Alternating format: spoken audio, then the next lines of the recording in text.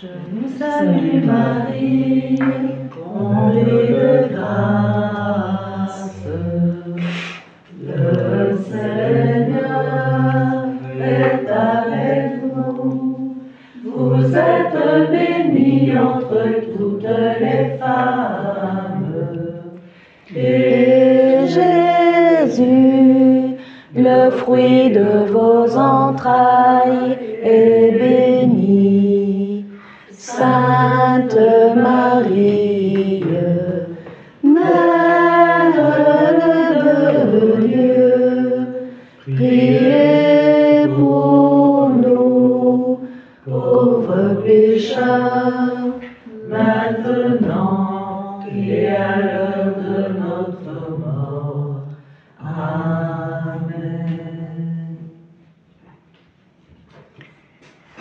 Alors, bien le bonjour à chacune et à chacun, en particulier aux élèves de la petite école de la Source à Banneux, et puis tous ceux qui nous rejoindront sur Amen Fiat. Alors aujourd'hui, c'est un moment particulier parce qu'on est le premier samedi du mois d'octobre.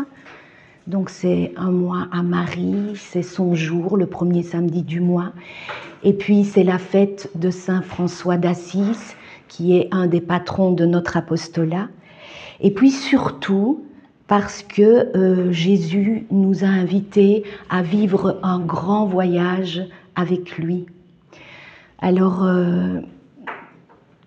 si vous vous rappelez, ce n'était pas prévu que nous fassions cette nouvelle activité, puisqu'au départ, nous voulions faire un cénacle de lecture, comme cela se fait dans beaucoup d'endroits. Et donc, on s'interrogeait pour savoir la fréquence, le lieu. Et puis, petit à petit, le Seigneur a tout balayé et il a inspiré par sa lumière divine, comme il sait le faire si bien, ce qu'il voulait. Et donc, c'est lui qui inspire cet nouvel enseignement. Et vous allez le voir avec le travail dans l'âme, il va y avoir une porte qui va s'ouvrir où nous allons commencer le voyage. Donc la méditation à laquelle le Seigneur nous appelle aujourd'hui s'appelle « Sur les pas de Luisa au fil des tomes ». Et donc il vous avait été demandé de prendre le tome 1 et ceux qui le voulaient de parcourir les 13 premiers chapitres.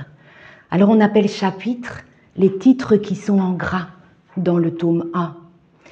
Et des fois ça va de quelques lignes et ça peut aller de 2 à 3 pages. Normalement, vous avez la feuille devant vous, comme ça vous pourrez mieux suivre. Et aujourd'hui, nous allons voir le chapitre 1 à 12. Vous allez voir qu'il y a une échelle qui va s'illuminer devant nous, une échelle qui monte vers le ciel, et nous allons donc faire les premiers pas sur l'échelle de la divine volonté. Plus précisément, les 2 premiers pas, c'est-à-dire que nous allons arriver aujourd'hui à 2 paliers. Et pour arriver à ces paliers, nous allons parcourir des échelons. C'est ça que nous allons voir aujourd'hui ensemble. Et donc c'est un grand moment, un moment extraordinaire, puisque le Seigneur nous a invités aujourd'hui à vivre ce grand voyage. Et les particularités de ce voyage, c'est que c'est un aller simple. On se met en route maintenant, sans attendre et sans bagage. Alors on va commencer par une petite introduction. L'introduction nous permet de nous situer dans notre histoire, de nous situer dans le temps. Donc nous avons représenté la main de Dieu, l'acte unique de Dieu, avec les différents moments de l'histoire de Dieu et de l'homme. Donc il va y avoir d'abord l'histoire de notre création, dans la création d'Adam, nous le savons, nous avons tous été créés en Adam. Et puis il va y avoir notre chute en Adam aussi.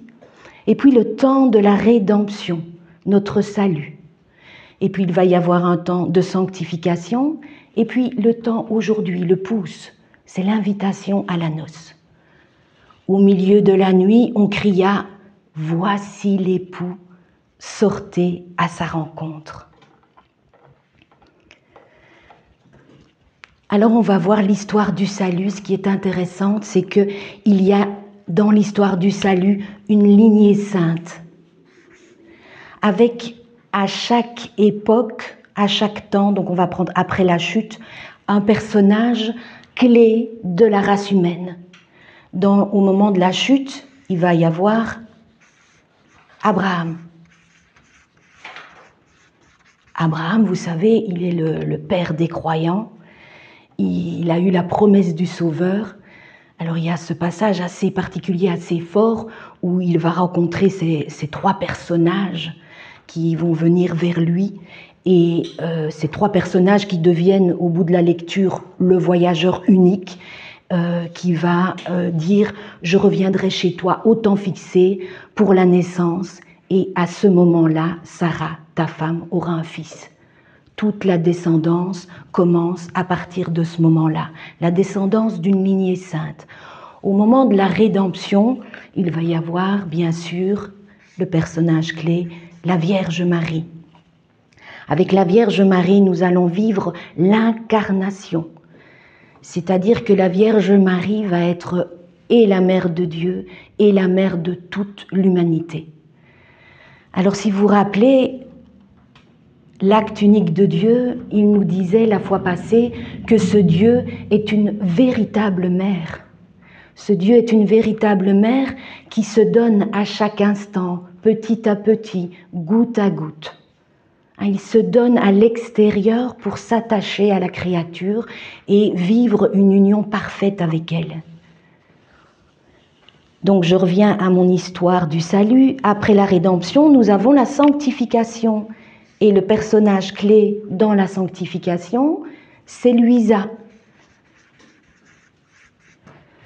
Alors Luisa, si vous avez déjà été dans le tome 27, Jésus va lui dire « Oh Luisa, veux-tu être ma seconde maman ? Veux-tu recevoir le grand bien du renouvellement de mon incarnation comme legs, c'est-à-dire comme dépôt du royaume de mon divin fiat. De cette manière, j'aurai deux mamans. La première qui me laissa former le royaume de la rédemption, donc la Vierge Marie, et la seconde, qui est Luisa, qui me laissera former le royaume de ma divine volonté. » Et puis Jésus place ses petites mains comme ça sur le visage de Luisa en la caressant et lui dit « Oh ma maman, l'amour maternel surpasse tout amour, ainsi tu m'aimeras de l'amour insurpassable d'une mère. » Tu m'aimeras de l'amour insurpassable d'une mère. Voilà à quoi nous sommes appelés. Et puis nous avons le pouce alors, le pouce qui nous invite à la noce. Voici l'époux, sortez à sa rencontre. Alors on va commencer par le chapitre 1 du tome 1. Et le chapitre 1 s'intitule, si vous avez votre table des matières, « Luisa commence à écrire ». Et il y a une petite note en bas de page, dans le tome 1, qui nous dit que Luisa a écrit le tome 1 à la même époque que le tome 2. Donc elle a 33 ans quand elle commence à écrire le tome 1, et c'est son directeur spirituel, son confesseur de l'époque, qui va lui demander d'écrire le tome 1, c'est-à-dire tout ce qui s'est passé avant ses 33 ans, dans une période de plus ou moins 16 ans. Alors c'est très dur pour Luisa, c'est vraiment Jésus qui lui impose ça par la sainte obéissance, au fait pour nous, pour que nous puissions, nous, avoir le livre du ciel. Et Luisa donc dit, un grand sacrifice m'est imposé, elle est très timide Luisa, par la sainte obéissance, je dois écrire ce qui s'est passé entre moi et mon Jésus bien-aimé pendant une période de plus de 16 ans. Donc une période de plus de 16 ans avant ses 33 ans. Ça va être la préparation. Et si vous êtes déjà arrivé au tome 36, Jésus va dire en concernant ses écrits, donc ces écrits qui sont le livre du ciel, les 36 tomes, il dit « Je serai le gardien vigilant de ces écrits qui m'ont tant coûté. Ils me coûtent ma volonté, qui entre dans ces écrits pour en être la vie. Ces écrits, dit Jésus, je pourrais les appeler le testament d'amour que ma volonté lègue aux créatures. Donc ces écrits sont le testament d'amour que la divine volonté nous laisse. Ma volonté se fait donatrice d'elle-même et appelle les créatures à vivre dans son hérédité. Ces écrits sont remplis de vie divine, dit Jésus, qui ne peuvent être détruites. Donc voilà pour le chapitre 1. Luisa, donc, écrit, est la petite secrétaire de la divine volonté qui va écrire le testament d'amour que Jésus nous lègue, nous donne. Le chapitre 2, c'est un peu curieux le chapitre 2, c'est la neuvaine préparatoire à la fête de Noël. Il faut savoir que à l'âge de 17 ans, Luisa va composer une neuvaine de Noël qu'elle va réciter chaque année jusqu'à la fin de sa vie. Et dans cette neuvaine, Jésus va lui dévoiler les 9 excès de son amour pendant les 9 mois qu'il est resté en agonie dans le sein de la Vierge Marie. Et donc le tome 1 commence par les 2 premiers excès et finit par les 7 derniers excès de la neuvaine de Noël. Une vraie maternité divine, ce tome 1, qui va d'excès en excès. Et dans le tome 25, Jésus va parler à Luisa de cette neuvaine de Noël. Donc je vous propose de prendre vos feuilles que je vous ai distribuées tout à l'heure sur la neuvaine de Noël, sur les excès d'amour. Donc ça se passe dans le tome 25. La date, c'est le 16 décembre 1928. À ce moment-là, Luisa a 62 ans et elle vient de déménager au couvent des Sœurs du Divin Zèle à Corato. Petite parenthèse, c'est là où nous avons dormi quand nous avons fait notre pèlerinage cette année. Donc elle vient de déménager chez les Sœurs du Divin Zèle et elle écrit ceci. Comme c'est aujourd'hui le commencement de la neuvaine de l'Enfant Jésus, puisqu'on est le 16 décembre, je pensais aux 9 excès de son incarnation que Jésus m'avait racontés avec tant de tendresse et qui sont décrits dans le premier volume. Et c'est vraiment à contre-cœur, dit Luisa, que je rappelais cela à mon confesseur. Car en les lisant, donc le confesseur se met à lire les excès d'amour, la neuvaine, il m'avait dit vouloir les lire en public, dans notre chapelle, donc la petite chapelle où nous étions. Et donc Luisa, elle est timide et ça ne l'arrange pas trop. Le prêtre, son directeur spirituel, commence à lire cette neuvaine en public devant les gens. Et Jésus vient la consoler en lui disant « Ah, tu ne sais pas combien de vie, combien d'amour et de grâce ils contiennent. Tu dois savoir que ma parole est création. Et en te rapportant les 9 excès de mon amour dans l'incarnation, non seulement je renouvelais l'amour que j'avais en m'incarnant, mais je créais un amour nouveau, afin d'investir les créatures et de les conquérir pour qu'elles se donnent à moi. Ces 9 excès de mon amour, manifestés avec tant de tendresse, d'amour et de simplicité, formaient le prélude aux nombreuses leçons que j'allais te donner sur mon divin fiat, afin de former son royaume. Et maintenant, avec leur relecture, mon amour est renouvelé et redoublé, nous dit Jésus. Et puis il dit à Luisa, mais ne veux-tu pas alors que mon amour redoublé se répande et investisse d'autres cœurs, afin que, comme un prélude, il puisse se disposer pour les leçons de ma volonté, la faire connaître et régner? Et puis Luisa poursuit en disant, après quoi, le confesseur a lu dans la chapelle le premier excès de l'amour de Jésus dans l'incarnation. Et mon doux Jésus, se manifestant à moi, tendait l'oreille pour entendre et m'attirant vers lui, il me dit « Oh ma fille, comme je suis heureux de les entendre !» Écoute, écoute. Oh, comme c'est beau. La parole contient le souffle, et lorsqu'elle est parlée, la parole porte le souffle qui, comme l'air, va de bouche en bouche et communique la force de ma parole créatrice. Et la nouvelle création que contient ma parole descend dans les cœurs. Oh, écoute, ma fille. Dans la rédemption, j'avais le cortège de mes apôtres. J'étais au milieu d'eux, tout amour, afin de les instruire. Et je ne me suis épargné aucune peine pour former la fondation de mon Église. Maintenant, dans cette maison, c'est là où nous étions, maintenant dans cette maison, je sens le cortège des premiers enfants de ma volonté et je ressens mes scènes d'amour qui se répètent en te voyant parmi eux.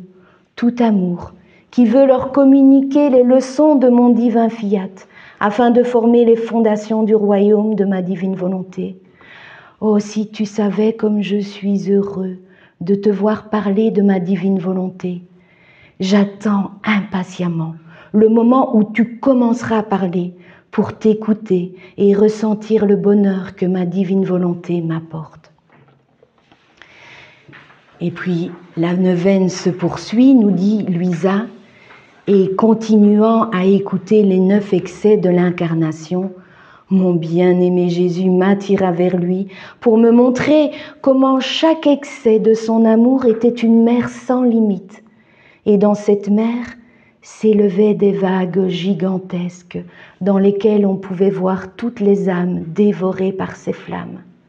Jésus dit: lorsque j'entends les 9 excès qui me sont racontés, la mer de mon amour monte, elle bouillonne et formant des vagues immenses, elle rugit tellement qu'elle voudrait les assourdir toutes afin qu'elles ne puissent rien entendre, sinon mes gémissements d'amour, mes cris de tendresse, mes sanglots répétés qui lui disent « Oh, cesse de me faire pleurer et échangeons le baiser de paix, aimons-nous. » Et tous, nous serons heureux, le Créateur et la créature. Et puis, Luisa nous dit, Jésus garda le silence. Et à ce moment, j'ai vu les cieux s'ouvrir et un rayon de lumière qui venait d'en haut s'est fixé sur moi et a illuminé tous ceux qui étaient autour de nous. Et mon toujours aimable Jésus se remit à parler. Fille de ma volonté, ce rayon de soleil qui s'est fixé sur toi est ma divine volonté, qui apporte la vie du ciel dans ton âme. Comme il est beau ce rayon de soleil, qui non seulement t'illumine et t'apporte sa vie, mais fait sentir la vie de lumière à quiconque s'approche et reste près de toi. Parce que comme le soleil, il se répand alentour et donne à ceux qui t'entourent le chaud baiser de lumière de son souffle, de sa vie. Et je suis heureux de voir en toi que ma divine volonté se diffuse et commence à faire son chemin. Par conséquent, tu ne peux comprendre la joie que je ressens, le bonheur qui est le mien et l'intérêt que je prends à illuminer et à offrir ma parole, mon cœur même, à celui qui s'emploie à faire connaître ma divine volonté. Mon intérêt est si grand que je l'enveloppe de moi-même et me répands moi-même en dehors de lui. Je prends la parole et parle moi-même de ma volonté à l'œuvre dans mon amour.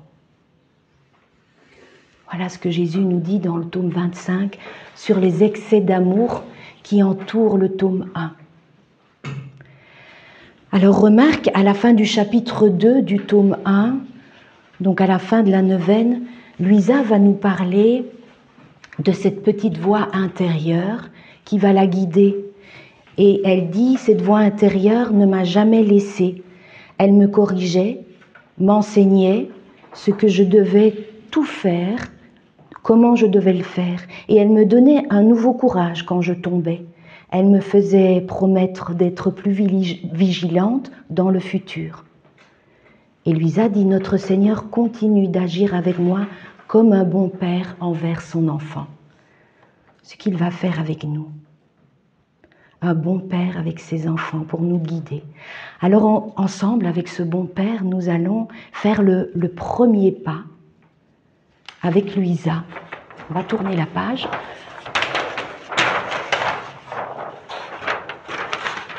Donc voilà le premier pas avec Louisa sur cette échelle de la divine volonté. On va appeler ça notre premier excès d'amour dans l'âme. C'est-à-dire qu'il y a une situation de départ. Et nous allons, avec ce premier pas, arriver à une autre situation, donc qui est un nouveau palier. Alors la situation de départ, c'est mon moi qui est ici, mon moi qui est entouré de sa volonté humaine, qui est ce petit nuage là autour de mon moi. Et mon moi, il a des relations avec l'extérieur, des relations directes, donc avec la famille, avec les amis, on a mis avec les voisins, avec les personnes de la paroisse, avec les collègues, avec le monde extérieur. Et puis, il a aussi une relation accessoirement avec Dieu. Voilà la situation de départ. Et c'est dans cette situation de départ que on va vivre en quelque sorte le temps d'une annonciation. Dieu vient à notre rencontre. C'est le temps où on entend la voix « Voici l'époux, sortez à sa rencontre ». C'est bien la preuve que nous avons entendu la voix puisque nous sommes ici aujourd'hui, un samedi matin, assez tôt, pour entendre la voix de l'époux.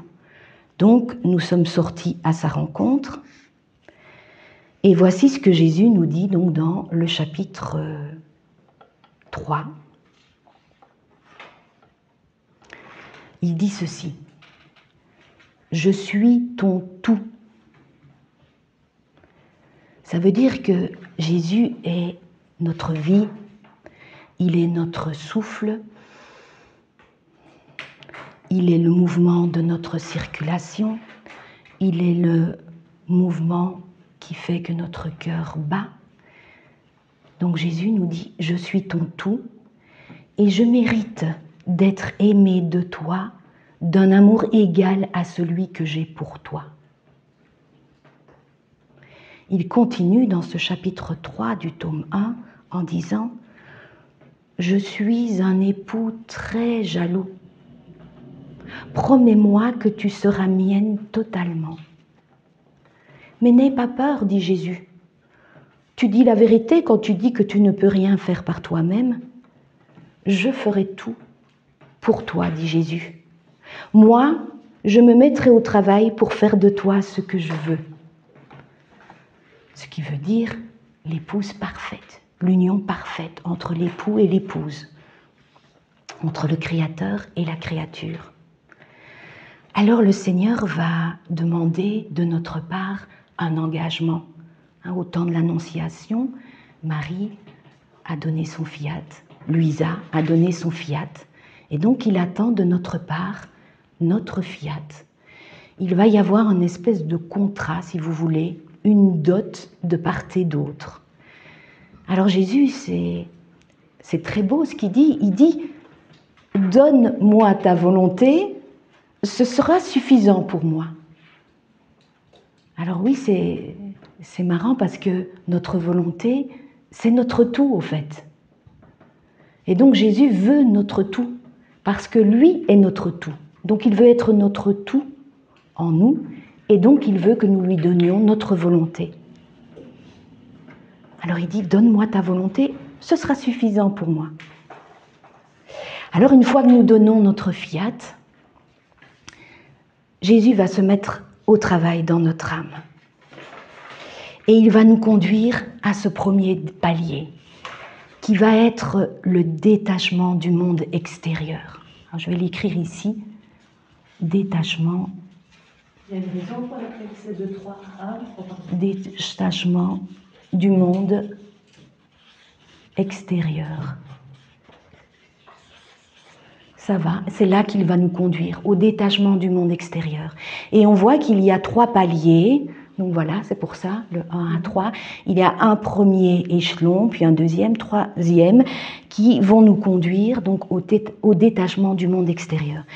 Jésus va travailler dans notre âme pour détacher, couper ici tous les liens avec le monde extérieur, tous les liens directs avec le monde extérieur. Alors pourquoi Jésus veut faire ça? Il va le dire à Luisa. Donc il dit à Luisa, si tu ne laisses pas le petit monde de tes pensées, de tes affections et de sentiments pour les créatures, je ne pourrai pas entrer complètement en ton cœur et en prendre possession d'une façon permanente. Le constant murmure de tes pensées t'empêche d'entendre clairement ma voix. Ce qui m'empêche de déverser en toi mes grâces et de te faire tomber complètement en amour avec moi. Donc ce murmure incessant qui est dans notre esprit, je dois encore faire ça, il faut que j'aille m'occuper de la voisine, il faut que je fasse ça, il faut que j'aille au travail, il faut que je plaise à celui-là. Ce constant murmure de nos pensées nous empêche d'entendre la voix. Et ça veut dire que le Seigneur ne peut pas déverser des grâces en nous qui vont séduire notre âme, qui vont charmer notre âme. Et l'âme, du coup, comme elle est charmée, elle prend son envol. Et Luisa nous dit, il me répétait souvent cela à l'occasion de la Sainte Communion, pour nous dire que le temps de la Sainte Communion, le temps après la communion, est un temps privilégié où Jésus nous fait entendre sa voix. Alors souvent, nous sommes pressés à ce moment-là, la bénédiction finale arrive très vite, et voilà. Mais pourtant, souvent, Luisa va entendre la voix du Seigneur au moment de la communion et après la communion. Et donc, à ce moment-là, Luisa dit... Donc elle entendait la voix du Seigneur qui lui disait, ce murmure incessant empêche que mes grâces entrent en toi. Et Luisa, voilà ce qu'elle va dire. Je m'abîmais alors en pleurs de regret. Je promettais que plus que jamais j'allais être à lui totalement. Et si je prenais conscience que je n'agissais pas en accord avec sa volonté, je lui demandais pardon. Je lui déclarais que vraiment, je voulais l'aimer de tout mon cœur et je lui demandais de ne pas m'abandonner. Ah, donc ces paroles de Luisa, elles peuvent être les nôtres. Nous avons donné notre fiat au Seigneur. Le Seigneur sait que nous ne pouvons rien faire sans lui. Donc, voilà, nous abîmer en pleurs de regret. Plus que jamais, je veux être à toi totalement, mon doux Jésus. Je te demande pardon chaque fois que mes pensées partent à gauche et à droite. Et je veux vraiment t'aimer de tout mon cœur. Et alors Luisa donc demande que Jésus ne l'abandonne pas, et Jésus va dire « Non, non, je serai avec toi partout où tu iras pour observer toutes tes actions et diriger et unifier tous tes mouvements et les désirs de ton cœur. » Alors Luisa continue en disant « Quand il m'arrivait de me laisser distraire par des conversations avec ma famille ou des paroles sans importance et non nécessaires, donc des paroles sans importance et non nécessaires. J'entendais rapidement sa voix me dire « Ces conversations ne me plaisent pas. Elles remplissent ta pensée avec des choses qui ne m'intéressent pas. Elles entourent ton cœur de sentiments nuisibles qui rendent inefficaces les grâces dont je t'inonde, toi si faible et sans vie. » Et Luisa va dire que à partir de ce moment-là, elle va commencer à penser à Jésus constamment.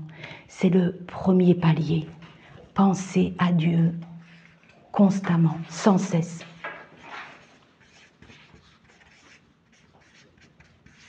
Sans cesse.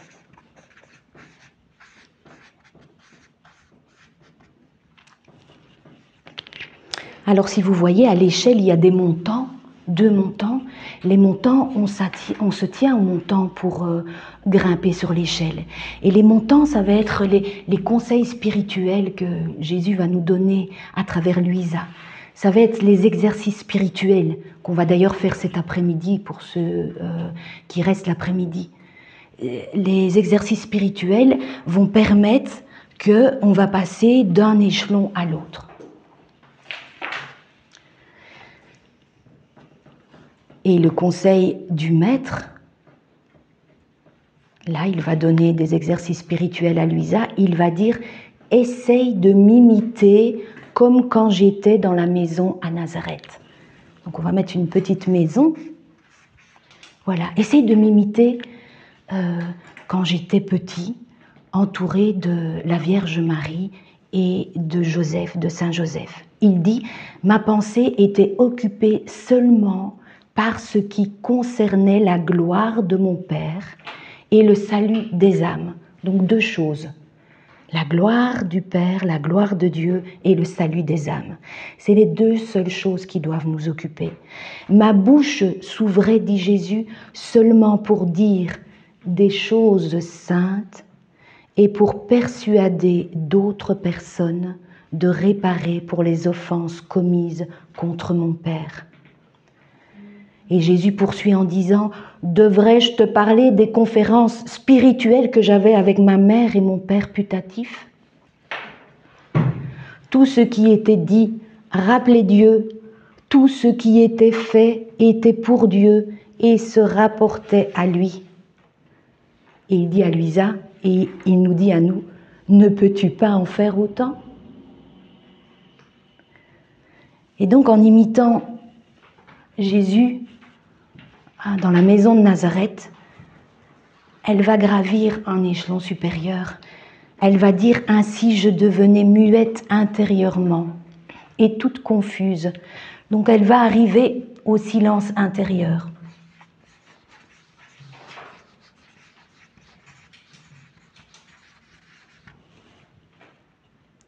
Elle dit « Je désirais être seule dans la mesure du possible.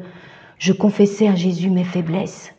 Je demandais son aide et ses grâces pour être ponctuelle à exécuter ce qu'il me demandait. » C'est intéressant ce que Luisa nous dit, parce que nous sommes appelés à marcher sur ses pas.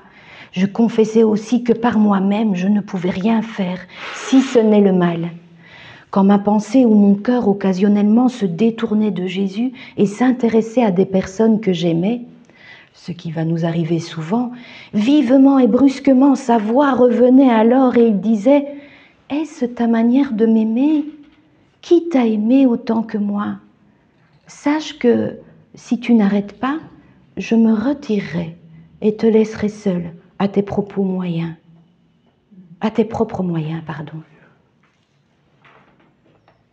Et Luisa va dire « Oh, je sentais mon cœur se briser. Je ne pouvais que pleurer abondamment et implorer son pardon. »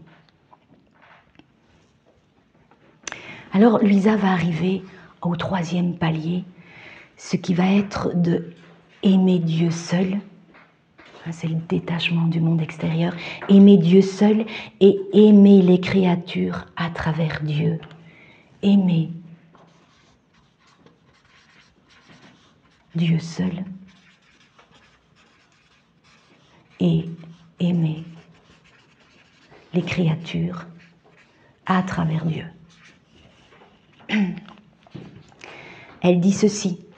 Un matin, après avoir reçu la Sainte Communion, donc toujours après la Sainte Communion, il me donna une claire vision du grand amour qu'il avait pour moi. Donc elle voit cet amour infini que Dieu a pour elle, ainsi qu'une vision de l'amour inconstant et volage que les créatures ont pour lui. Mon cœur fut totalement saisi. À partir de ce moment, j'étais incapable d'aimer qui que ce soit, si ce n'est lui seul. Il m'enseignait aussi comment aimer les créatures sans me séparer de lui, en voyant chaque personne comme une image de Dieu.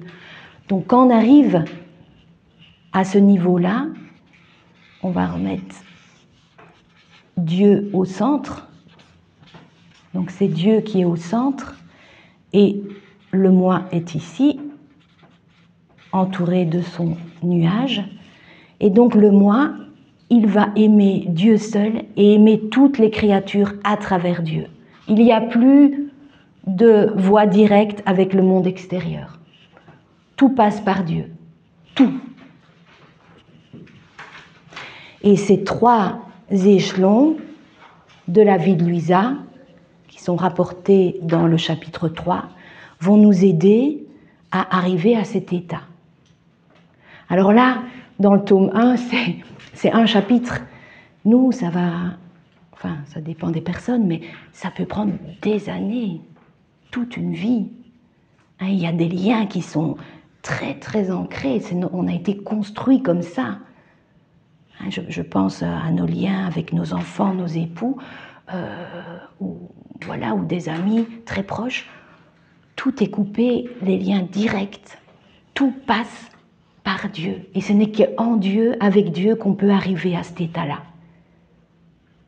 L'âme ne peut pas arriver par elle-même à cet état de perfection, de détachement complet du monde extérieur.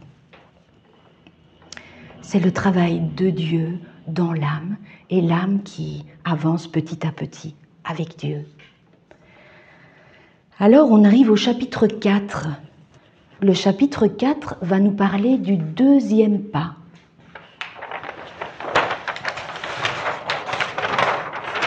Donc aujourd'hui, nous allons voir 2 pas. Et le 2e pas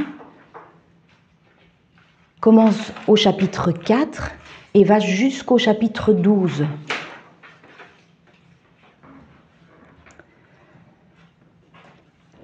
Donc le 2e pas, on peut dire que c'est le 2e excès d'amour dans l'âme.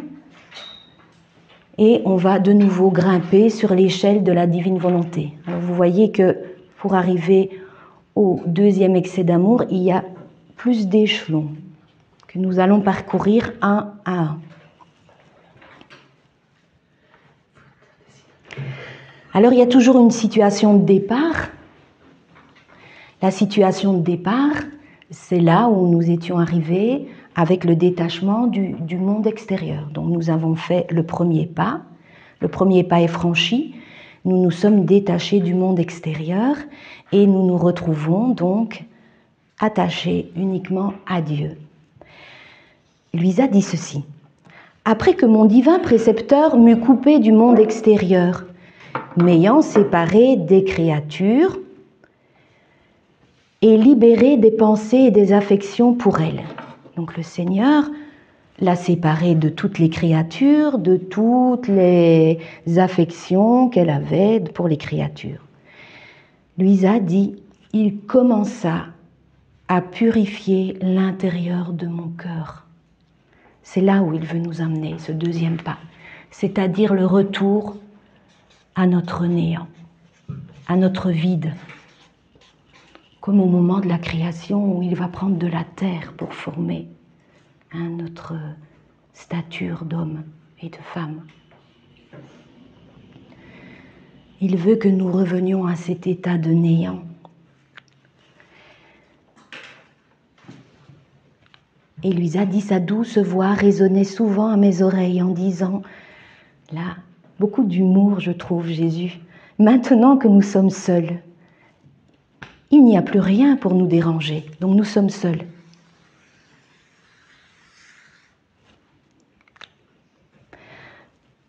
Alors si on reprend la métaphore du bateau, le 1er pas, où on va vers le détachement du monde extérieur, c'est le moment où on va quitter le port de notre volonté humaine pour monter dans le voilier. Ça, c'est le 1er pas, le détachement du monde extérieur. Le 2e pas que nous allons franchir là, c'est au moment où nous nous retrouvons sur le voilier, sur ce voilier qui vogue sur la mer de la divine volonté, seul à seul avec notre Seigneur. Et il dit, maintenant que nous sommes seuls, il n'y a rien pour nous déranger. Et il dit à Luisa, mais n'es-tu pas plus contente maintenant qu'au temps où tu marchais à plaire à ceux qui vivaient autour de toi? Ne vois-tu pas qu'il est plus facile de plaire à moi seul plutôt que de plaire à plusieurs? En retour, dit Jésus, nous agirons comme si toi et moi, nous étions seuls dans le monde. De nouveau, à cette étape-là, il va redemander notre fiat, c'est-à-dire notre engagement. Il y a un contrat qui se fait des deux côtés, de part et d'autre. Il dit de nouveau, promets-moi de m'être fidèle. Il demande de nouveau la fidélité. Et je verserai en toi des grâces qui t'émerveilleront. Il poursuit en nous disant, j'ai de grands desseins sur toi, que je pourrai réaliser seulement si tu corresponds à ce que je te demande et si tu te conformes à ma volonté. Je me réjouirai en faisant de toi une image parfaite de moi. En faisant de toi une image parfaite de moi. Voilà. Alors, une fois qu'on donne notre fiat, Jésus va travailler dans notre âme. Il dit, tu m'imiteras en tout ce que j'ai fait de mon humanité, de ma naissance à ma mort. Ah, c'est dans le jargon des rondes dans le livre du ciel. N'aie aucun doute de la réussite, parce que je t'enseignerai peu à peu comment faire. C'est lui l'enseignant, c'est lui le professeur de l'âme. Et Luisa dit, au jour le jour, spécialement après la Sainte Communion, il me parlait de ce dont je devais me préoccuper, sans dépasser le seuil de la fatigue. Ah, c'est très beau, hein? Si on dépasse le seuil de la fatigue, c'est nous, c'est notre volonté, afin de faire mieux fructifier les grâces qui m'étaient accordées. Alors le premier échelon qu'il va franchir avec nous, c'est l'humilité, la vertu de l'humilité.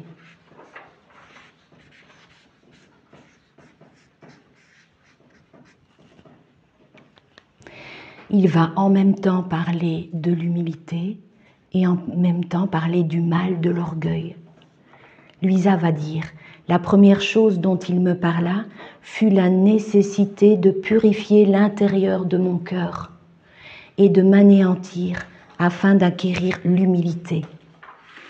Dans ce but, il me disait souvent, pour que je puisse déverser mes grâces dans ton cœur, il est nécessaire que tu te convainques que par toi-même, tu n'es capable de rien.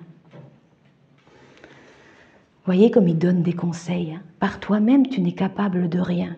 Souviens-toi que je suis généreux et que je verse des torrents de grâce sur les âmes qui reconnaissent leur néant, qui comprennent que tout s'accomplit par le moyen de ma grâce. Ainsi, en voyant ce qui se passe en elles, donc ce sont les âmes, ces âmes me sont non seulement reconnaissantes, mais elles vivent dans la peur de perdre mes grâces, mes dons et mes faveurs si elles ne me plaisent plus. Donc plus on avance sur ce chemin d'humilité, plus on se rend compte que tout est grâce, que tout vient de Dieu. Et donc, notre seul désir, c'est de correspondre à cette grâce, de rester sur ce chemin. Et il va parler aussi donc du mal de l'orgueil. Les âmes qui considèrent mes dons et mes grâces comme si elles les avaient acquises par elles-mêmes commettent beaucoup de larcin, dit Jésus. Je ne peux pas entrer dans les cœurs qui sont enfumés par l'orgueil et qui sont si boursouflés d'eux-mêmes qu'ils n'ont pas de place pour moi. Et de chute en chute, ils vont à leur ruine, dit Jésus. Et donc Jésus va nous donner des exercices pour que nous puissions arriver à l'humilité. Il va dire à Luisa, c'est pourquoi je veux que très souvent, voire continuellement, tu fasses des actes d'humilité. Et il va nous donner l'image du bébé qui est dans les langes. Vous voyez le tout petit bébé là tout au début de sa vie. Il dit, tu dois être comme un bébé dans les langes qui, incapable de bouger ou de marcher dans la maison par lui-même, doit se fier à sa mère pour tout. Donc, Ici, c'est le bébé dans les langes. Je veux qu'ainsi tu restes près de moi, comme un nouveau-né, demandant toujours mon aide et mon assistance, reconnaissant ton néant, attendant tout de moi. C'est ce que fait le nouveau-né, inconsciemment. Jésus nous appelle à revenir à cet état du nouveau-né. Nouveau-né. Qui va nous conduire à l'humilité. Et Luisa dit, en faisant ainsi, je suis devenue une petite et je me suis anéantie. Dans le mot anéanti, il y a le mot néant. Je me suis anéantie. J'essayais de mon mieux de le satisfaire en tout, en devenant humble et obéissante. Donc pour satisfaire Jésus en tout, ça veut dire qu'elle est à l'écoute aussi de cette voix qui lui parle, de cette voix intérieure. Et pour être à l'écoute de cette voix, il faut se dégager de tout ce qui nous alourdit, tout ce qui alourdit notre esprit. C'était le premier pas. Alors dans le chapitre 5, Luisa va nous parler d'une part du portrait de ce divin professeur, de ce Jésus, de ce bon Père, de cette voix qu'il enseigne. Elle va dire, mais Jésus me dit encore beaucoup de choses sur l'état du parfait anéantissement auquel il m'appelait. Donc il l'appelle à l'état parfait de l'anéantissement. Il me faisait des suggestions toujours différentes de celles de la précédente. Donc à nous aussi, il va nous enseigner d'une façon très originale, toujours différente. Je peux affirmer sans me tromper que chacune des nombreuses fois où Jésus me parlait, il se servait des approches différentes pour expliquer les causes et les effets de la vertu qu'il voulait insuffler en moi. S'il l'avait voulu, il aurait pu parler sur la même vertu 1 millier de fois de plus et d'1 millier de façons différentes. On ne s'ennuie jamais avec la voix de Jésus. Vous pouvez parler avec quelqu'un au bout de 2-3 minutes, on ne l'écoute même plus. Avec le Seigneur, sa voix, on pourrait l'écouter indéfiniment. Oh, dit Luisa, mon divin professeur, comme vous êtes savant, comme je suis ingrate de ne pas vivre selon ce que tu espères de moi.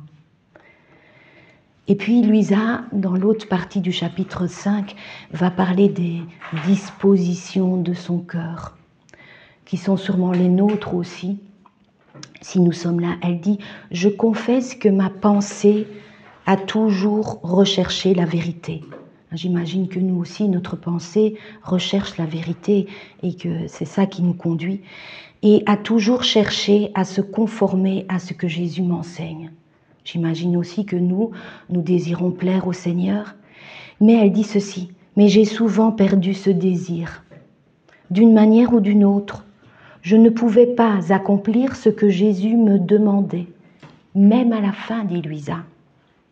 À cause de cela, je m'humiliais davantage moi-même. Ce que Jésus nous demande ne doit pas nous conduire au désespoir, mais doit nous conduire à un état d'anéantissement. À cause de cela, je m'humiliais davantage moi-même. Jésus ne nous demande jamais des choses que nous ne serions pas capables de faire, mais c'est avec lui que nous devons les faire. Je confessais ma nullité, mon néant. Par la suite, je promettais d'être plus attentive et disposée. En dépit de tout cela, dit Luisa, je n'aurais jamais pu réussir à faire le bien que sa perfection requérait s'il ne m'avait pas assisté continuellement. Dès qu'on se sent dépassé par une tâche à laquelle il nous appelle, tout de suite il doit y avoir une lumière en nous. Jésus, viens, viens travailler dans mes mains, viens. Alors il va nous donner de nouveau des conseils spirituels. Il me disait souvent, si tu avais été plus humble, plus près de moi, tu n'aurais pas fait ce travail si pauvrement. Mais parce que tu pensais que tu pouvais commencer, continuer et finir le travail sans moi, tu l'as réussi, mais pas selon mes désirs à moi, dit Jésus. Pour cette raison, il nous dit, demande mon assistance au commencement de tout ce que tu entreprends. Assure-toi que je sois toujours présent pour travailler avec toi. Ce que tu fais sera complété avec la perfection, dit Jésus. Sache que si tu fais toujours cela, tu acquerras la plus grande humilité. Si tu fais le contraire, l'orgueil rentrera en toi et elle étouffera cette très belle vertu d'humilité qui a été semée en toi. Ainsi, dit Louisa, il me donnait beaucoup de lumière et de grâce et me faisait voir la laideur du péché et de l'orgueil. Louisa dit, l'orgueil est la plus terrible ingratitude envers Dieu et le plus grand affront qu'on puisse lui faire. Il aveugle l'âme complètement, il l'amène à tomber dans une grande impiété et il la conduit à sa ruine.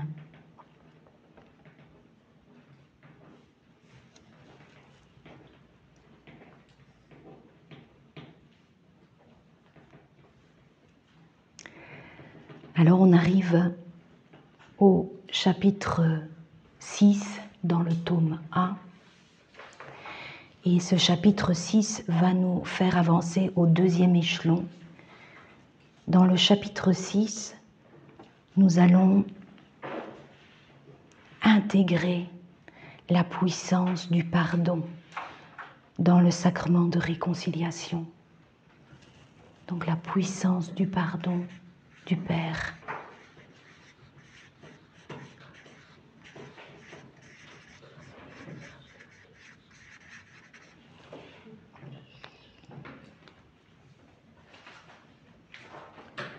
Louisa va dire, elle explique Louisa, les grâces extraordinaires qui m'étaient données par Jésus me laissaient dans une grande tristesse par rapport au passé. Voyez, plus on avance sur ce chemin d'humilité, plus on se rend compte que tout est grâce, plus on se rend compte que nous ne sommes rien, rien de rien. Et donc il y a une grande tristesse qui peut s'installer parce que il y a, voilà, on voit l'amour de Dieu et on voit comme on l'aime si peu, comme on est toujours un peu désobéissante, comme on ne l'écoute pas. Et Louisa dit, les grâces extraordinaires qui m'étaient données par Jésus me laissaient dans une grande tristesse par rapport au passé et dans une peur vive concernant l'avenir. Ne sachant que faire pour réparer les dommages du passé, dit Louisa, j'essayais des mortifications choisies de mon propre chef. Toutes les pénitences que je faisais me semblaient insignifiantes parce que j'étais incapable de changer le passé, dit Louisa. Je me mettais alors à pleurer à la pensée de mes péchés passés. La peur d'être loin de lui me hantait. Souvent je lui disais, « Voyez-vous, mon bon Jésus, combien de temps j'ai perdu et combien de grâces j'ai gaspillé, alors que j'aurais pu augmenter mon amour pour vous, mon plus grand bien et mon tout. » Et Jésus va lui dire, « Je ne veux pas que tu reviennes sur le passé. Sache que lorsqu'une âme, convaincue de ses péchés, s'humilie en recevant mon sacrement de pénitence, elle devient plus disposée à mourir plutôt que de m'offenser de nouveau. C'est un affront à ma miséricorde et un obstacle à mon amour que de persister mentalement à remuer la boue du passé. C'est un affront et un obstacle à la miséricorde divine de remuer la boue du passé. Mon amour ne peut accorder à une âme de prendre son envol vers le ciel si elle reste plongée dans des pensées affreuses et des idées noires sur le passé. Sache, dit Jésus, que je ne me souviens plus du mal que tu as commis, ayant parfaitement tout oublié. Et puis il pose cette question à Louisa, mais vois-tu en moi quelque rancœur ou même une ombre de mauvaise humeur envers toi? Et Luisa va lui dire « Oh non, non, mon Seigneur, mon cœur se brise quand je pense à votre bonté, à votre gentillesse, à votre amour envers moi, en dépit de mon ingratitude. » Et Jésus va lui dire « Très bien, mon enfant, mais pourquoi veux-tu revenir sur le passé ? Comme il serait beaucoup mieux si nous pensions à notre amour l'un pour l'autre, si nous pensions à notre amour l'un pour l'autre. Essaye d'uniquement me plaire dans l'avenir et tu seras toujours en paix. » Et on va voir qu'à partir de ce moment-là, Luisa va franchir le 2e échelon. À partir de ce moment-là, elle dit « Je ne pensais vraiment plus au passé. » C'est une grâce de ne plus penser au passé. Hein. Cependant, je l'ai souvent imploré pour qu'il m'enseigne comment faire réparation pour mes péchés passés. Et il me dit « La meilleure chose à faire est d'imiter ma vie. » Alors on va arriver au 3e échelon avec le chapitre 7, mais je vous propose une petite pause. Alors l'Esprit Saint nous conduit au 3e échelon qui se trouve donc dans le chapitre 7 du tome 1. Et le 3e échelon, ça va être que nous allons atteindre une paix parfaite.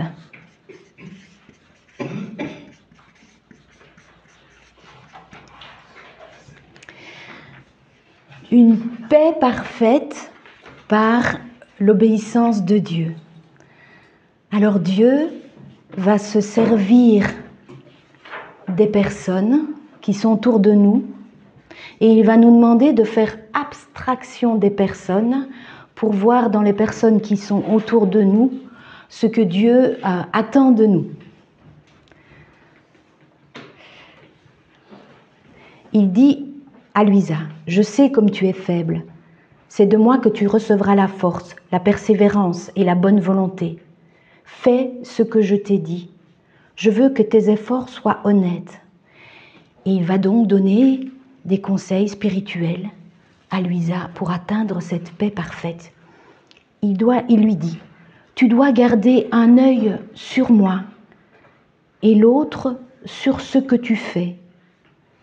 Je veux que tu saches faire abstraction des personnes pour que, quand on te demande de faire quelque chose, tu le fasses comme si la demande venait directement de moi. Les yeux fixés sur moi, ne juge personne, dit Jésus. Ne regarde pas pour voir si la tâche est douloureuse, dégoûtante, facile ou difficile.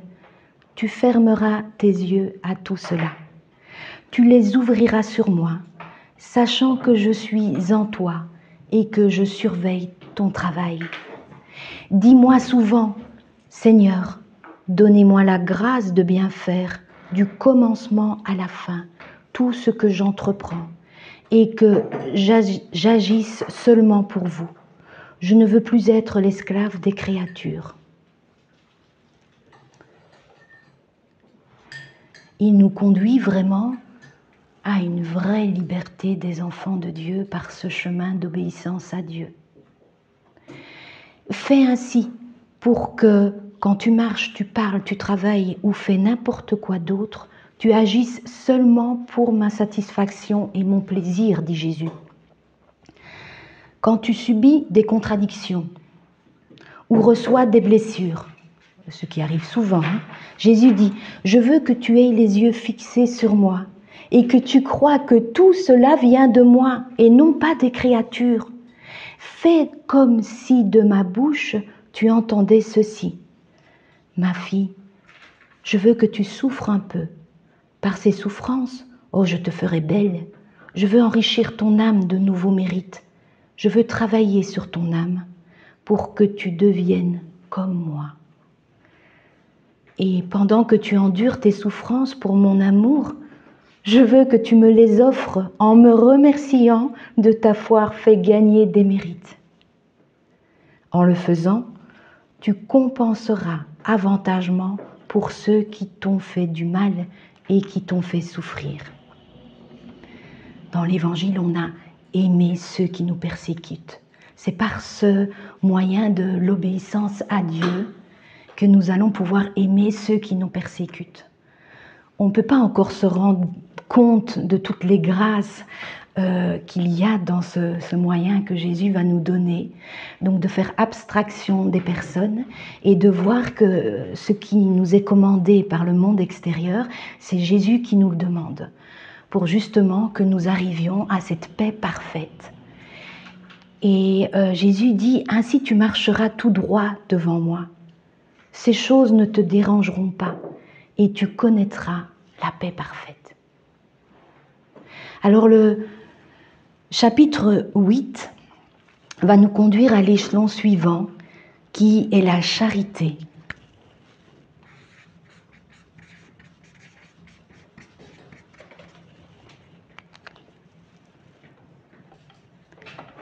On va voir que la charité, ça veut dire que tous nos actes vont devoir porter deux sceaux. Chaque acte que nous allons faire va porter le sceau de l'amour de Dieu et le sceau du sacrifice, de la croix. Jésus dit ceci, c'est Louisa qui parle, « Il m'entretient de l'esprit de mortification. Il me fit comprendre que toutes les choses, même les sacrifices héroïques et les plus grandes vertus, seront considérés comme rien s'ils ne sont pas faits par amour pour lui seul. Si les mortifications ne sont pas motivées du commencement à la fin par l'amour de lui, elles sont insipides et sans mérite, dit Louisa. Et il me disait souvent, donc c'est Jésus qui parle, il dit « La charité est la vertu qui donne aux autres vertus leur lustre. » leur brillance, si vous voulez. Les actions faites sans la charité sont des œuvres mortes. Elles n'atteignent pas mon cœur, dit Jésus. Mes yeux font seulement attention aux actions qui sont faites en esprit de charité. Par conséquent, sois attentive et fais tes actions, même les plus petites, en esprit de charité et de sacrifice. Fais-les en moi, avec moi et pour moi. Je ne reconnaîtrai pas tes actions comme miennes si elles ne portent pas les deux sceaux, celui de tes sacrifices et mon propre sceau. Comme la monnaie doit avoir l'image du roi imprimée sur elle pour être acceptée comme valable par les sujets du roi, ainsi tes actions doivent porter la marque de la croix pour être acceptées par moi. Voilà, la charité, tous nos actes faits avec les deux sceaux. Le sceau de l'amour divin, nos actes faits pour Dieu, par Dieu, avec Dieu, et le sceau de notre sacrifice. Ensuite, dans la fin du chapitre 8 du tome 1 et le chapitre 9, Jésus va nous amener sur l'échelon suivant, où il va imprimer en nous sa vie, imprimer sa vie en nous. C'est-à-dire qu'il va, tenez-vous bien, tuer notre ego. Une échelle, ça monte, hein. L'échelle, ça monte vers le ciel. Donc plus on avance, plus ça peut paraître dur. Il va tuer notre ego et mortifier notre volonté. Il dit à Louisa ceci. Donc maintenant, nous ne nous préoccupons plus de travailler à éliminer tes affections pour les créatures, puisque ça c'est fait, hein, nous avons abandonné le monde extérieur. Jésus dit, mais nous allons nous préoccuper de éliminer ton affection pour toi-même. Il veut purifier le cœur. Je veux te faire mourir à toi-même pour que tu puisses vivre seulement pour moi. Je veux imprimer en toi rien d'autre que ma vie. Oh, c'est vrai, dit Jésus, qu'il t'en coûtera davantage Mais prends courage et n'aie pas peur. Moi avec toi et toi avec moi, nous ferons tout. » Alors il va donner des conseils de nouveau spirituels pour nous aider.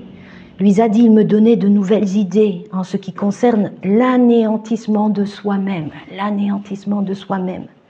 Il me disait, tu n'es pas et tu ne dois pas te considérer plus qu'une ombre qui passe rapidement et qui t'échappe quand tu essayes de l'attraper. Si tu veux voir en toi-même quelque chose qui soit digne de moi, considère que tu n'es rien. Alors moi, heureux de ton véritable abaissement, je verserai mon tout en toi. Et Luisa dit, pendant que je poursuivais dans la déstructuration de mon estime personnelle, il me dit, approche-toi de moi, appuie-toi sur mon bras, je te soutiendrai et je te donnerai la force de toujours travailler pour moi, de tout faire pour moi. Et il continue en disant, il nous dit à nous, par toi-même, tu es aveugle, mais n'aie pas peur. Ma lumière maintenant plus que jamais sera ton guide. Je serai en toi et avec toi pour faire des choses merveilleuses. Suis-moi en toutes choses et tu verras. Alors il va lui donner, pour l'aider à tuer son ego, à mortifier sa volonté, il va lui donner l'image du miroir. Il va lui dire, pour un temps, je me placerai devant toi, puisque nous sommes aveugles, nous avons besoin de sa lumière, c'est lui qui est notre unique lumière. Donc il dit, pour un temps, je me placerai devant toi comme un miroir, et tout ce que tu auras à faire sera de me regarder, de m'imiter, et de ne pas me perdre de vue. La première chose que tu dois faire est de mortifier ta volonté et de détruire ton ego, qui désire tout sauf le bien. Ta volonté doit être sacrifiée devant moi pour que ma volonté et la tienne ne fassent qu'un. Alors, dit Jésus, prépare-toi à des interdits de ma part, tout particulièrement par rapport aux créatures. Et à ce moment-là, du tome 1, il va y avoir une sorte d'éducation spirituelle qui va nous servir aussi. Jésus va nous éduquer. Alors elle parle au niveau du réveil. Elle dit, si je ne me levais pas immédiatement à mon réveil le matin, j'entendais intérieurement sa voix me dire, « Oh, tu te reposais confortablement pendant que je n'avais pas de lit, mais plutôt ma croix. Vite, vite, lève-toi, ne sois pas si complaisante. » Et puis, au niveau de notre regard, il va lui dire, « Et si je portais mon regard trop loin quand je marchais ?» Il lui dit, « Je ne veux pas que ton regard s'étende au-delà du nécessaire, afin que tu ne trébuches pas. » Au niveau de notre travail, elle dit, « Si je travaillais lentement et paresseusement, il me disait, « Mais dépêche-toi et viens vite demeurer avec moi en prière. » Et Luisa dit, je lui demandais de l'aide. Plusieurs fois, il m'aidait en faisant le travail avec moi. Le travail qui devait m'occuper toute la journée était terminé en peu de temps. Il m'attirait alors vers la prière et me tenait complètement absorbée par la contemplation. Au niveau de la nourriture, occasionnellement, dit Luisa, pendant que je mangeais, j'aimais un aliment et je continuais de le manger. Et Jésus me disait, « As-tu oublié que je n'avais pas d'autre désir que de me mortifier par amour pour toi? Arrête de manger cela et tourne-toi vers quelque chose pour lequel tu n'as aucun désir. » Alors, moi, en préparant, je lisais ça attentivement et puis vous savez, je vais au travail en vélo. Et à un moment donné, il m'arrive d'être sur le trottoir pour gagner du temps, parce qu'autrement je dois faire tout un grand tour.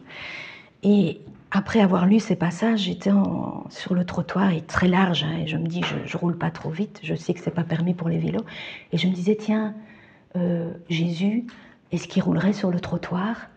Et donc là, la réponse, elle a été claire et nette, mais non, il roulerait pas sur le trottoir. Donc voilà, il y a une éducation spirituelle qui se fait à partir de ce moment-là. Je n'ai plus roulé sur le trottoir avec mon vélo et je fais le grand tour.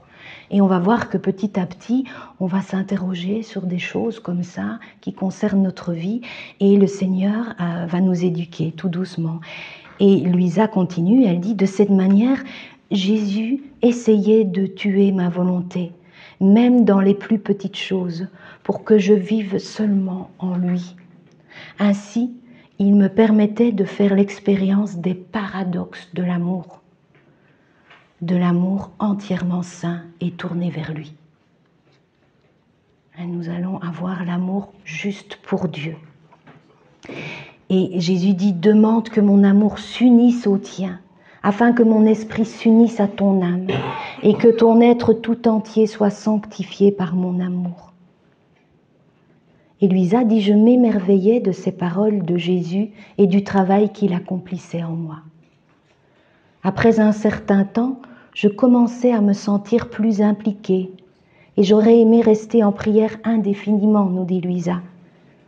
Je n'expérimentais jamais la fatigue ou l'ennui et je me sentais si bien qu'il me semblait n'avoir besoin d'aucune autre nourriture que celle qui me venait de la prière. Avec le chapitre 10, nous entrons dans le chapitre 10, nous allons franchir le 6e échelon qui est de souffrir par amour pour Jésus.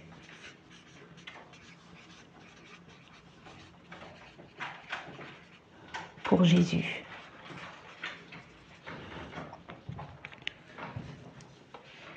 Louisa dit, parce que Jésus veut rendre mon âme amoureuse et la mener à souffrir par amour, il m'a conduite à me plonger dans l'océan infini de ma passion.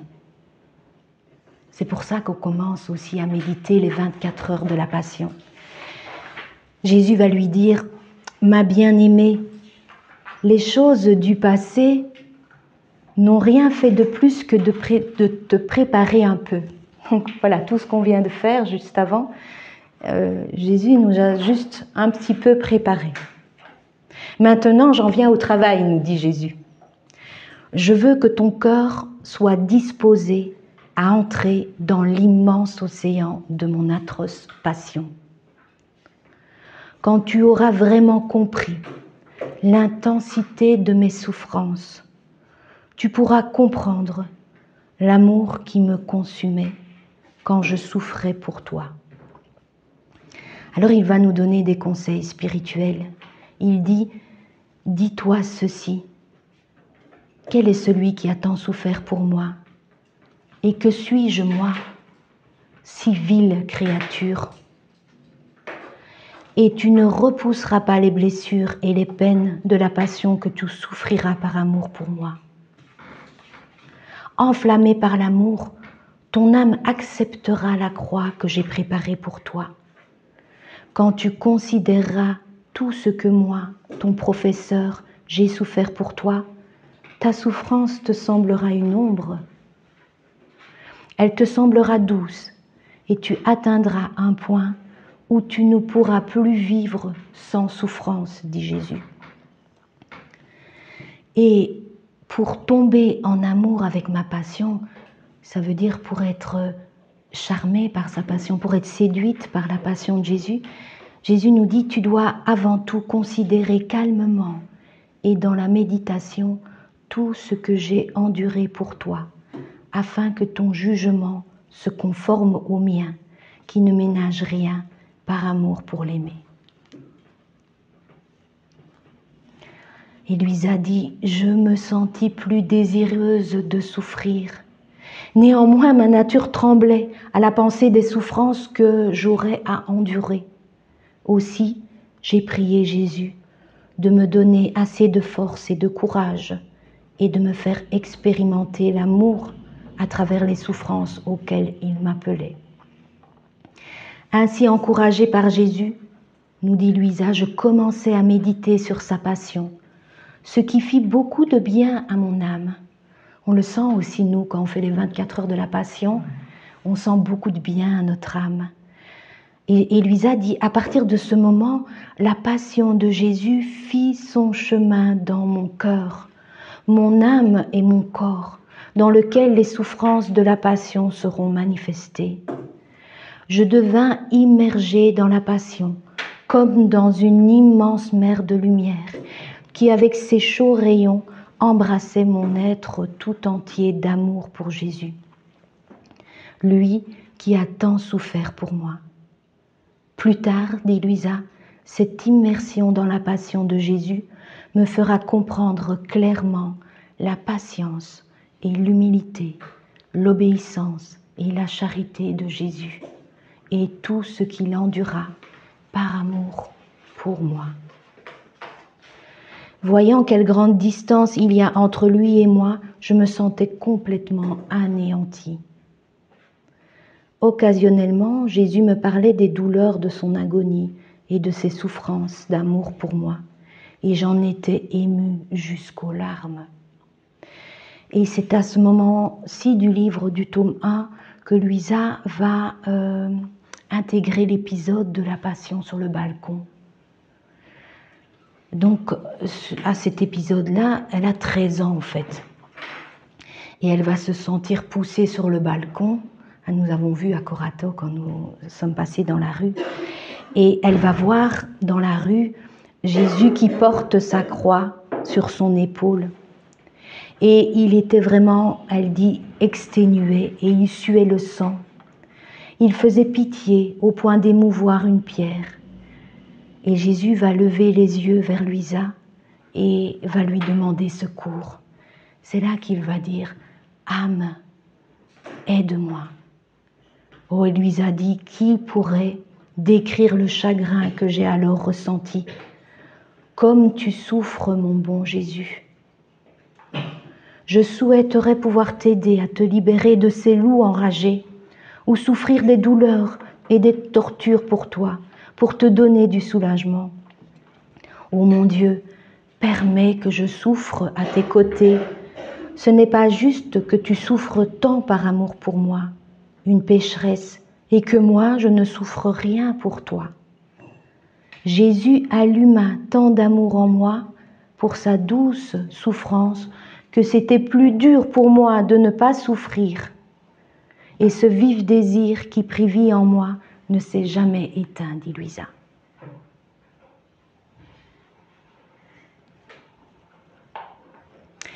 Alors avec le chapitre 11, nous allons atteindre le 7e échelon qui va être de sentir notre néant.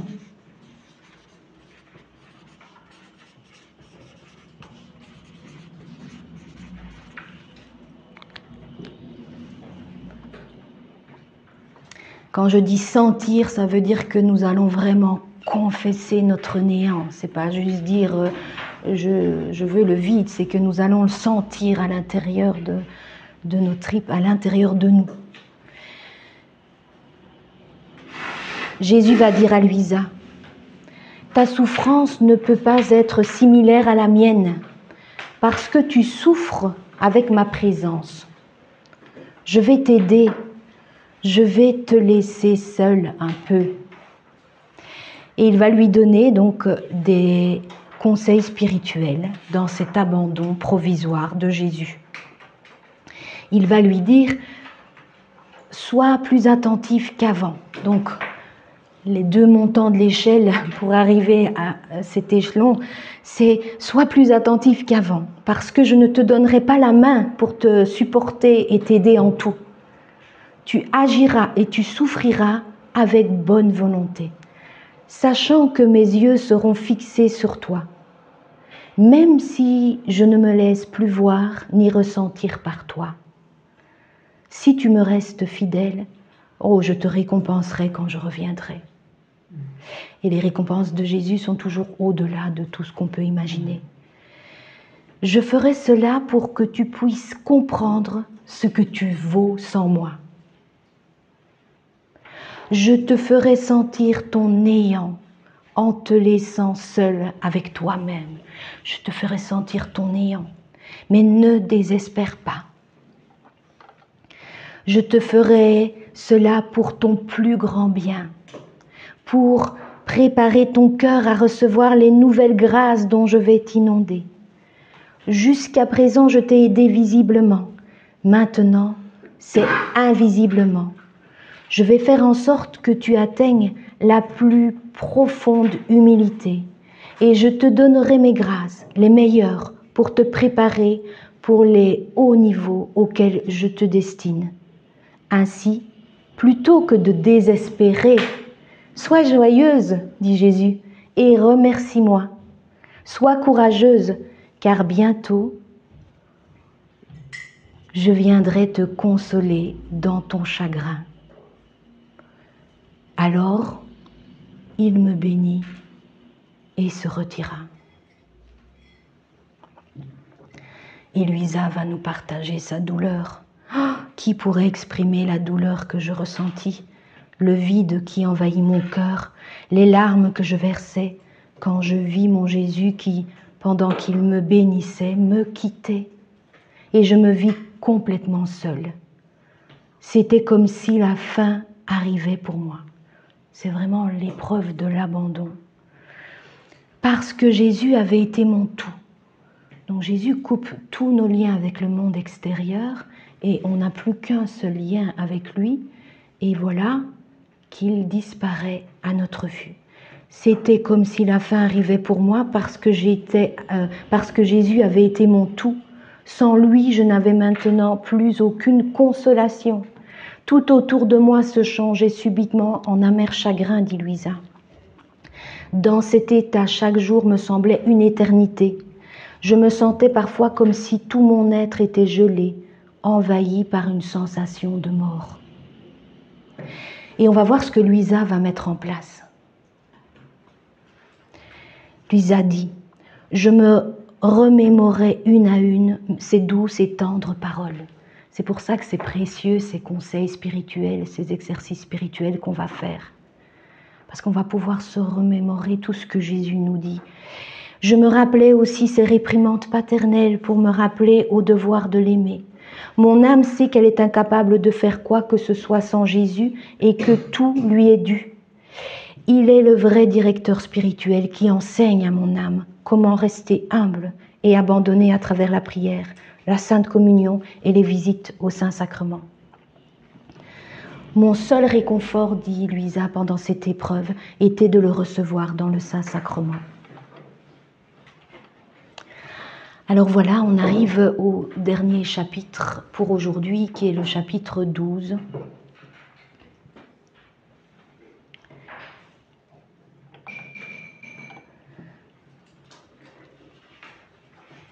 Où Luisa, dans le chapitre 12, va alors confesser son néant. Elle va reconnaître vraiment son néant. Elle dit ne pas reconnaître que tout ce qui a été accompli en moi est redevable à la surabondance des grâces du Seigneur, serait pure fourberie de ma part. Sans ses grâces et sa lumière, en effet, je n'aurais rien fait de bien que du mal. Alors c'est un peu plus long tout ce qu'elle dit, mais voilà, je ne lis pas tout ici, mais vraiment elle va confesser son néant. Et puis on va voir alors après l'épreuve, les fruits de cette épreuve dans l'âme de Luisa et puis pour nous aussi, tout ce qui va en découler. Alors je vous invite à prendre votre feuille que je vous ai distribuée après l'épreuve.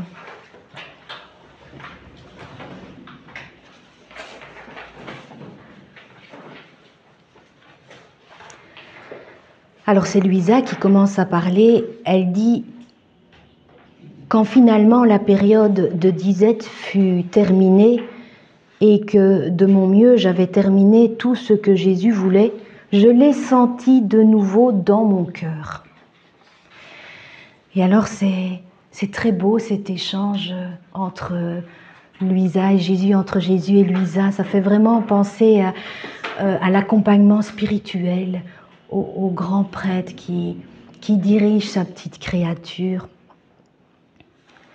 Jésus va lui dire: « Ô petite fille de ma volonté, dis-moi tout ce que tu veux. Dis-moi ce qui s'est passé en toi, tes doutes, tes peurs et tes difficultés. Ainsi, je peux t'enseigner comment te conduire dans le futur quand je serai absent. » Et Louisa dit: « Je lui racontais fidèlement ce qui m'était arrivé. » Alors là, elle va faire une litanie dans le livre de tout ce qui lui est arrivé. On va en dire juste quelques-unes. Et elle dit: « Seigneur, sans toi, j'ai été incapable de bien faire. Depuis le début, la méditation me dégoûte beaucoup. Le vide et la douleur que je ressentais m'ont fait éprouver les agonies de la mort. Maintenant que tu es avec moi, dis-moi ce que j'aurais dû faire. » Le sacrement de la réconciliation, c'est vraiment ça, l'accompagnement spirituel. C'est l'âme qui se confie à son Seigneur à travers le prêtre, et le prêtre, avec les lumières de l'Esprit Saint, répond à l'âme pour la guider. Et Jésus va lui dire, me parlant tendrement, il me dit, il va d'abord lui parler de la paix. « Tu avais tort d'être si troublé. Ne savais-tu pas que je suis l'esprit de paix? La première chose que je t'avais recommandée, n'était-elle pas que ton cœur ne soit pas angoissé? » Ensuite, il va parler de la prière. En prière, quand tu te sens dispersé, ne pense à rien et sois en paix. Ne cherche pas les raisons pour lesquelles ta prière est aride, parce que ceci cause davantage de distraction. Humilie-toi plutôt, crois au mérite de la souffrance et reste tranquille. Comme un agneau qui permet au couteau du tondeur de l'érafler légèrement, toi, quand tu te vois secoué, battu et seul, sois résigné à ma volonté. Remercie-moi du fond du cœur et reconnais-toi digne de souffrir. Offre-moi tes désappointements, tes ennuis et tes détresses en sacrifice de louange, de satisfaction et de réparation pour les offenses qui me sont faites. » Ensuite, il va parler du fruit de cette prière. « Tes prières s'élèveront alors comme une fragrance d'encens jusqu'à mon trône. Elles blesseront d'amour mon cœur. Elles t'attireront de nouvelles grâces et de nouveaux dons de mon Esprit Saint. Le démon, te voyant humble, résigné et inébranlable dans ton néant, n'aura plus la force de t'approcher. Il se mordra les lèvres de désappointement. Conduis-toi de cette manière et tu acquerras des mérites, non pas des démérites comme tu le pensais. » Ensuite, il va parler de ce qui concerne la Sainte Communion. « Je ne veux pas que tu sois triste quand tu ne t'attardes pas là, privé de la puissance magnétique de mon amour. Fais de ton mieux pour bien me recevoir et remercie-moi après m'avoir reçu. Demande-moi les grâces et l'aide dont tu as besoin et ne t'inquiète pas. C'est vrai que tu auras encore à te sentir seul et sans moi. Alors, tu devras me voir seul et abandonné par mes plus grands amis. Tu les trouveras endormis parce qu'ils ont omis leur prière. Par les lumières que je te donnerai, tu me verras dans de terribles souffrances, entouré d'aspics, de vipères venimeuses et de chiens féroces, qui représenteront les péchés passés des hommes, leurs péchés actuels, ceux à venir et tes propres péchés. Mon agonie pour ces péchés était si écrasante que je me suis sentie dévorée vivant. Mon cœur et ma personne tout entière se sentaient enserrés comme dans un pressoir à vin. Je transpirais le sang au point de mouiller le sol. Et ajoute à tout ceci l'abandon de mon père. Dis-moi, quand ta souffrance a-t-elle atteint ce degré? Si tu te trouves privé de moi, privé de consolation, pleine d'amertume, débordante de douleur et d'angoisse, alors pense à moi. Essaye de sécher mon sang et soulage ma très amère agonie en m'offrant tes légères peines. La privation de moi est par elle-même la douleur la plus dure et la plus amère que je puisse infliger aux âmes qui me sont chères.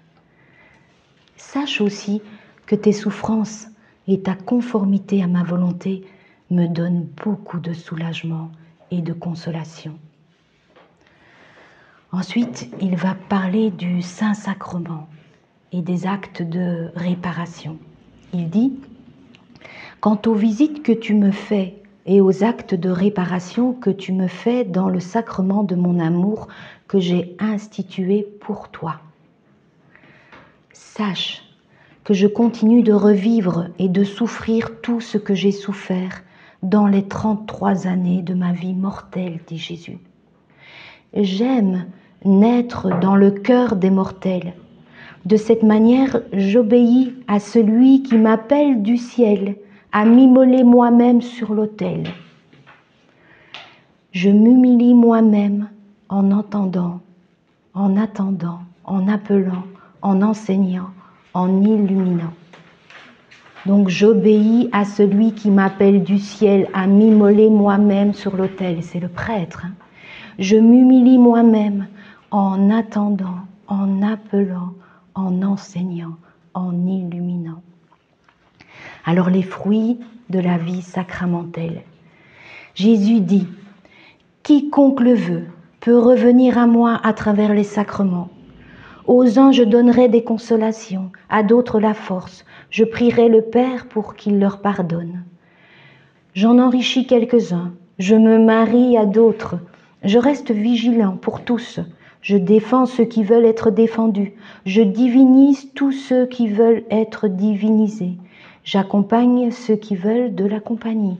Je pleure pour l'imprudent et l'insouciant.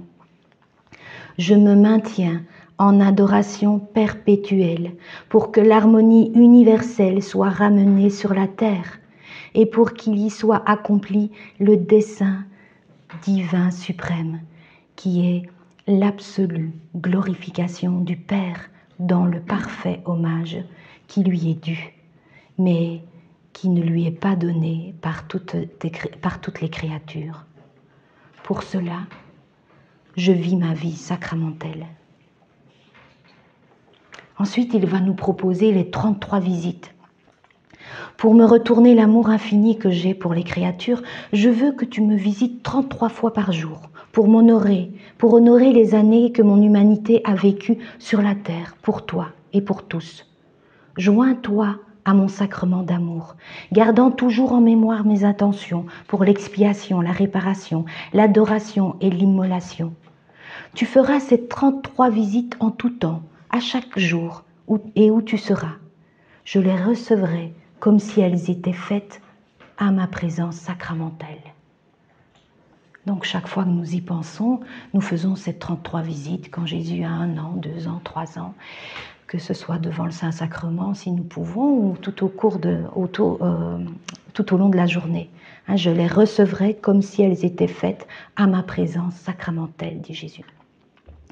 Ensuite, très concrètement, il nous dit chaque matin, ta première pensée sera pour moi, prisonnier d'amour. Tu me donneras alors ton premier souhait d'amour. Ce sera notre première rencontre intime. Nous demanderons l'un à l'autre comment nous avons passé la nuit. Puis, nous nous encouragerons l'un l'autre. Ensuite, le soir, chaque soir, Jésus dit, ta dernière pensée et affection de la soirée sera celle de recevoir ma bénédiction pour que tu puisses te reposer en moi, avec moi et pour moi. Tu prendras ce dernier baiser d'amour avec la promesse de t'unir à moi dans le Saint-Sacrement. Tu feras d'autres visites du mieux que tu pourras, suivant les occasions, te concentrant entièrement sur mon amour. Et Louisa dit, pendant que Jésus parlait, j'ai senti sa grâce se déverser dans mon cœur. Donc pendant que Jésus nous parle, nous sentons sa grâce qui se déverse en nous, comme s'il voulait me consumer dans son amour. Ma pensée devint confuse et noyée dans une immense lumière d'amour. Cela m'a enhardi et je l'ai prié comme suit. Ô mon bon professeur, je t'implore de rester toujours tout près de moi pour que, sous ta direction, je sois toujours disposée à bien faire. La preuve m'a été donnée que je peux tout bien faire avec toi et que sans toi, je fais tout de travers. Et toujours tendrement, Jésus ajouta, « J'essaierai de te satisfaire sur ce point, comme je l'ai fait sur beaucoup d'autres. Je veux seulement ta bonne volonté. Je te donnerai à profusion l'aide que tu attends de moi. » Et Louisa va dire, « Oh, comme il était doux avec moi, mon bon Jésus. Jamais il ne manquait à ses promesses. À la vérité, je dois admettre qu'il en faisait toujours plus qu'il me promettait. Et moi, par la suite, j'arrivais à lui plaire. En agissant avec lui, j'éliminais de mon cœur tout doute ou toute perplexité. Même si on me disait que ce qui se passait en moi n'était qu'une évasion fantaisiste. Les jours que j'avais passés sans Jésus, je n'arrivais même pas à une bonne pensée. J'étais incapable de dire un seul mot en esprit de charité. Je n'avais pas de bons sentiments pour quiconque. Voilà, ici s'achève notre méditation donc sur les 2 premiers pas sur l'échelle de la divine volonté à la suite de Louisa. Donc ces 2 excès d'amour que Jésus a imprimés dans notre âme. Alors on vous invite vraiment à méditer sur ces textes comme petite préparation afin d'avancer spirituellement, peut-être de vous représenter l'échelle avec les différents échelons et sur les montants de mettre les exercices que Jésus nous propose. Et puis de surtout lui demander de l'aide à chaque instant. Alors, c'est vraiment le Seigneur qui nous enseigne de ces lumières, puisque, comme on l'a dit tout au début, c'est une nouvelle activité qui n'était pas du tout prévue. On avait pensé faire un cénacle de lecture, et on cherchait vraiment où le faire, les dates et tout ça. Et voilà, Jésus a voulu faire un cénacle à sa façon, de cette manière. Donc loué soit le Seigneur, merci Seigneur, et que nous puissions te suivre avec un esprit de feu à chaque pas. Merci Jésus. Amen, fiat. Merci Jésus. Merci Jésus. Merci Jésus. Merci Jésus.